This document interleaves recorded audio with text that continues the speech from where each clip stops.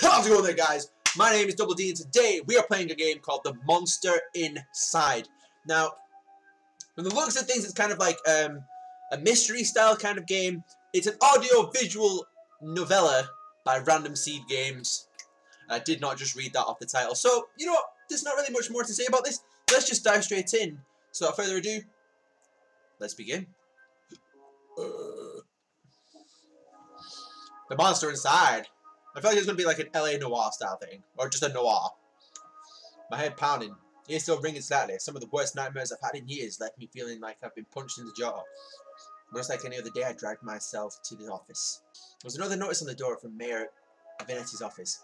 Permits out of date. They didn't like me much and were trying to drown me in paperwork. It was a slow month. Weeks since I'd had any real case to work on, so I passed the time pacing the office, smoking and staring at the mirror in the corner, safely covered with an old bedsheet. I don't dare look at my own reflection. I'm too afraid of what I might see, afraid someday I might have to face what I really am. The girl came in so quiet I nearly choked on my cigarette. Mister, please. You gotta help me, mister. Calm down, sweetheart. Just shut the fuck up. Calm down now. Sit and talk slow. Okay, thanks. It's just no one will listen to me. Just tell me your tale. I'm listening. She eyed me with just a dash of suspicion as I tossed back a hand full of pills and chased them with a swig of whiskey. I could tell this might take a while. Her name was Lily. She told me she was his mistress, the man all over the newspaper, the infamous banker, Mr. Reginald Farnsworth. Mr. Farnsworth was a drunk. Don't know that word, bastard. No, the second one. But this girl seemed genuinely concerned that he had recently gone missing. Less concerned about the fact that Mr. Farnsworth's wife had just turned up dead in Central Park 2 nights ago. You don't understand. He just couldn't have done it. He hated his wife, but he couldn't have killed her. Everyone thinks it was him. If no one believes me, he's got to be in trouble. I ain't saying I believe you, but what makes you think he's in danger? Well, mister, Jack. You can call me Jack. Jack, whoever did this to his wife must have been the one who took him. He would never have left without me. He promised me. Lily! Is this where I think it's going? I'm sure Mr. Farnsworth promised this poor girl a lot of things. Oh wait, said mistress. Shows how much pain, like, attention I'm paying in life. Please, the cops won't listen to me and they want to bring him in on charges. You've got to prove it wasn't him before they find him. Honestly, I doubt they're in too much of a hurry. Farnsworth had practically the entire police force in his deep pockets. Probably why they hadn't found much yet. If they found him and brought him in... Sorry, I'm going to have to just turn it down a little bit. If they found him and brought him in, it would be due to public pressure. Sometimes a mob with pitchforks is more dangerous than one man with money. You've got my curiosity, but you might not like what I find. Or I can help you. We'll get to the. There you go. I can help you. We'll get to the bottom of it. Don't you worry now. Oh, thank you, Mr. Jack. Thank you, but please be careful. I don't think this was just any murder or kidnapper. I think it was a ghost. Maybe a beast. This is Beast. Beast mode on. Akin Fenwaz at it again. The word struck me funny, like when you jar your elbow on a hard corner, or a broad face. Not a word many use these days, except in husband whispers and bedtime stories for children. Oh, hushed whispered and bedtime stories for children. Oh, they were real enough, alright. They just get better at hiding, controlling their unseemly urges, but I hadn't seen any monsters in nearly 15 years, back when I was still a cop myself.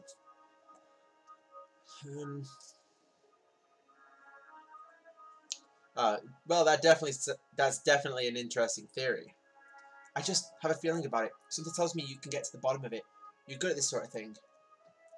Sure. Can't you see how busy I am with cases? I replied a little too harshly. Sarcasm wasn't my strong suit. I reassured her some more and sent her on her way. I didn't want to scare her, but I warned her before she left to keep her doors locked. Call me if she saw anything suspicious. I didn't know if she was in any danger herself, but better safe than sorry. That night I made my way down Central Park. It was a long shot, but maybe there was something there the cops had missed. Next chapter. I already got an achievement! That's how fucking good I am at this! Next chapter, guys. Let's do this. The scene was already picked clean by the cops days ago, but I've got a knack for finding things others overlook. A knack, more of a symptom of condition, other less useful symptoms I kept in check. But for the time being, my keen sense of smell would come in handy. It was faint, but I could smell it before I even approached the police line. The scent was less of a thing and more of an emotion. Seduction. A strangely familiar smell. I expected the scent of trepidation or maybe even outright fear, but Miss Farnsworth seemed to have been at the height of pleasure when she left this world. Oh. Brought new meaning to a crime of passion. Pushing the thought from my mind, it was time to get down to business. Investigate the scene. I was going to say, please tell me that there is stuff that I can do. Check that out.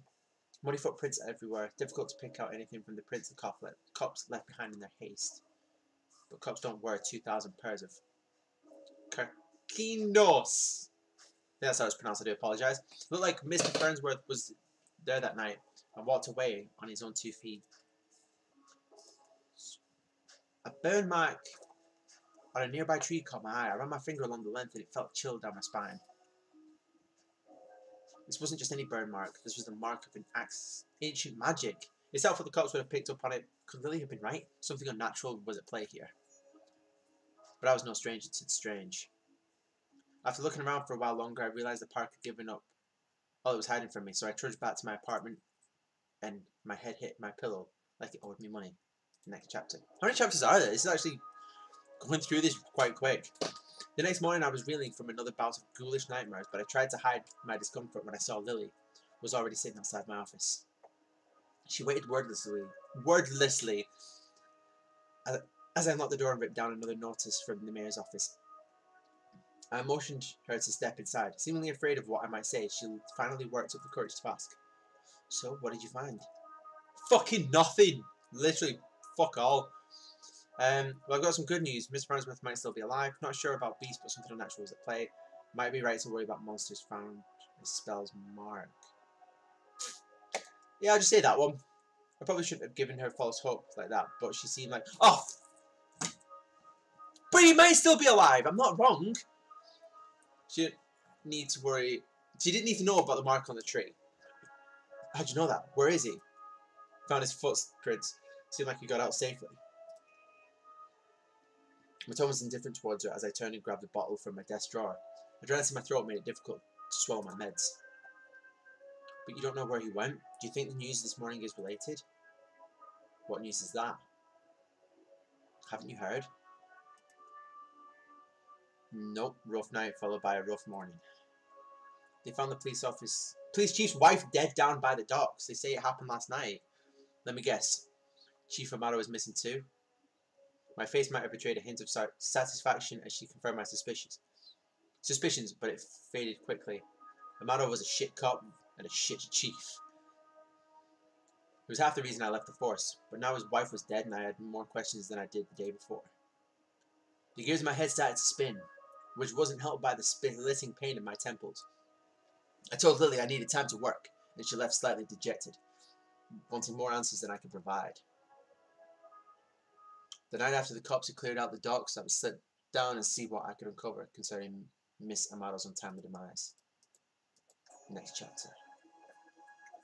We'll do one more chapter and then I'll might call it a day because I didn't expect this to go on this much. The cold air smelled strongly of salt and oil, and could it be? That smell again. Like someone had bottled pure arousal and used it as perfume. It hit me like a long-forgotten memory, but the sensual fumes soon gave way to a rush of adrenaline. I knew exactly what the scent reminded me of, and that scared me more than not knowing. I looked down at my hands shaking, the nightmares, the headaches. No, I was better now, reformed. I had to focus. No jump to conclusions. Follow the evidence. Right, so... There's only two things, so we'll go with what this is. Red Phoenix cigarettes. Same shitty brand I smoke every day. Everyone's got their vice. Oh, okay. There, just there. The smallest piece of purple fabric, torn and caught in the splinter of a board. The police report didn't say anything about Mr. Amato wearing purple, and it's certainly of a quality that you wouldn't expect down here. Don't see too many high society types around flaunting royal purple threads. I pulled out my own pack of reds and lit up. I could already feel another headache coming on, but looking out over the waves seemed to help me forget. The cold helped me push down the uncomfortable thought that had been bubbling up to the top of my brain. I also don't remember the walk back to the office. Apparently I spent the night in my easy chair. The air from the docks lingered on my clothes. It was still dark out. No, I checked the clock. How long had I been out? Had I really slept through the entire day? The newspaper was sitting under the door. As I stood to fetch it, I nearly fell over. A wave of nausea hit me like a ton of bricks. I steadied myself and regained my composure before I even picked up the paper. I could already read the headline. Breaking. Mayor missing. Wife found dead. 2 cases of a coincidence. 3 is a pattern. The cops will be asking questions now. They knew I had a history of antagonizing all the victims. I slumped to my desk and slammed back 3 days worth of inhibitor pills. I couldn't take any chances. I had to investigate the scene to be sure. I threw on my jacket and went to the door. Lily caught me off guard on the other side. Jack, where are you off to? I've been trying to reach you all day. I'm sorry, Lily, but I don't have time. No, I've just been busy. I'm off to Miss Venetti's crime scene. Okay, but we need to talk when you get back. Stay safe.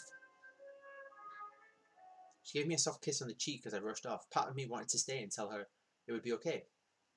But it would be a lie. Can I get the feeling that it's me that's killing everyone? I kind of get the feeling. Have I just ruined the ending? I feel like it's me. The alley was located just behind the high-rise apartments where Mayor Venetti and his wife lived. I could tell the police were spooked now. The crime scene was even sloppier than the last. They hadn't even bothered to submit the trash into evidence. Investigate the scene. So we'll check the trash then.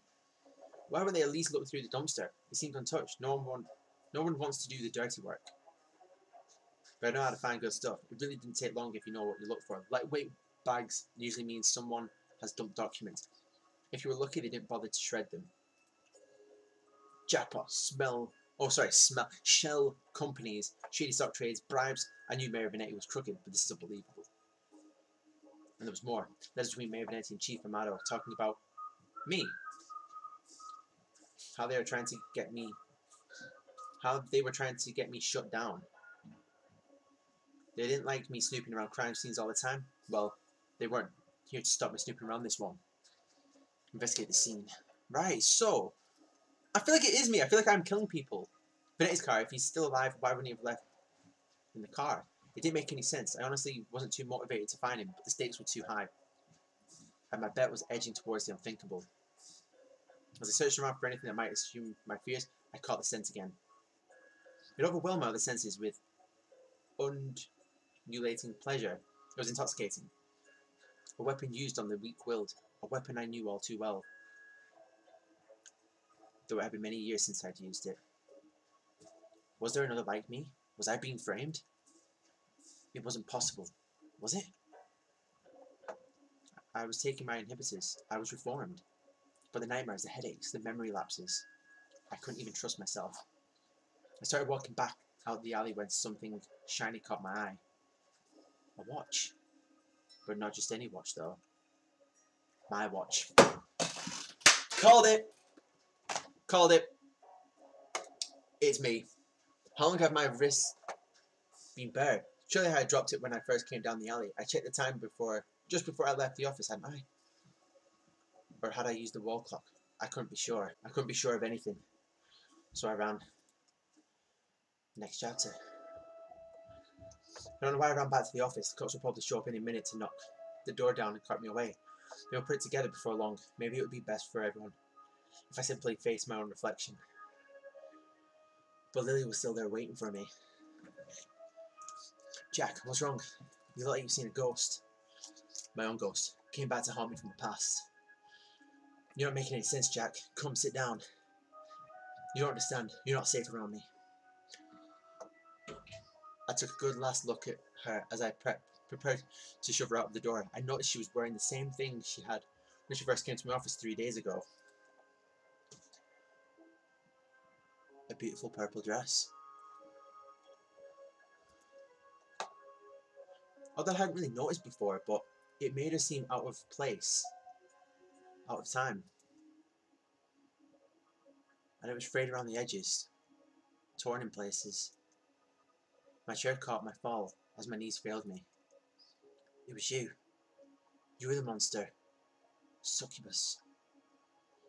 Oh, Jack. We are one and the same, you and I. We are both monsters. I'm simply more honest with myself. There's no such thing as reformation. Those pills you take only make you dull. Beasts like us should never surpass our true natures, as you have incubus. Those men were probably dead too now, I figured.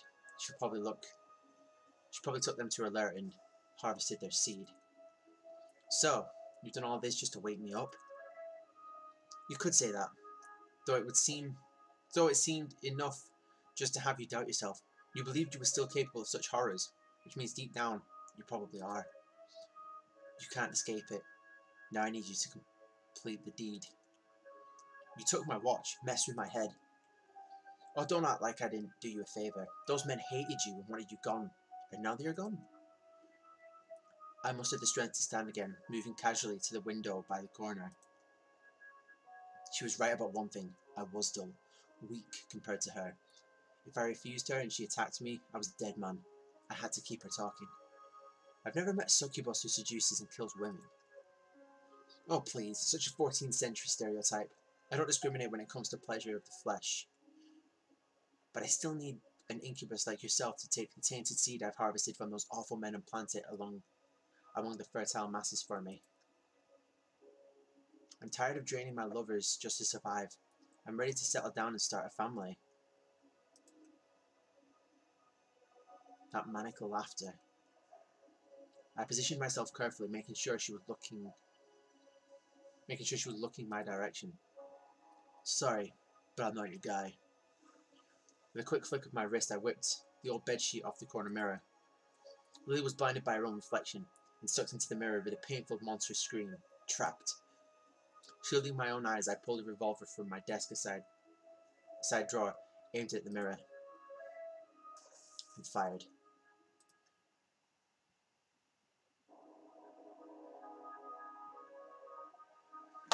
Oh, that was actually quite cool. I was there thinking, I'm gonna all sussed, it was me. That's quite cool, I'm not gonna lie. That was kind of a nice little tale as well. Something like a little bit different instead of just constantly playing a game. It was a good little story that I actually quite enjoyed. The Monster Inside, ladies and gentlemen, an audio-visual novel by Random Seed Games. Hope you guys have enjoyed yourselves. If you guys want to just experience this yourself, it's on Steam, it's free, check it out, and just bask in the glory of Random Seed Games. But guys, thank you so much for watching this video. Hope you guys are having a fantastic day, and until next time, catch you guys later.